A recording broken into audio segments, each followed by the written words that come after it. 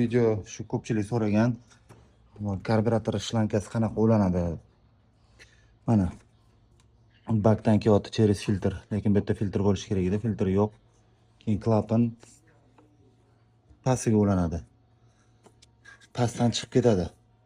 Pastdan chiqib ketadi-da, hamki filtr qo'yilgan. Mana shu filtr bu yoqda bo'lsa yaxshiroq. Filtr. Keyin bu karburatorga mana. Tepadagisi kelyapti. Mana. Tepaga ulanadi. Bu yoqdan перемешка qilinib, 3 tali traynik plasmas shu kelib bunga kollektorga ulanadi. Shunaqa bo'lishlar agar shu so'raganlar uchun ko'pchilik yozgan qanaqa bo'ladi, ulashni bilmayapman.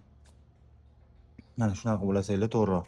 Lekin bu klapan ko'pinchalikda отказ qilib qoladi.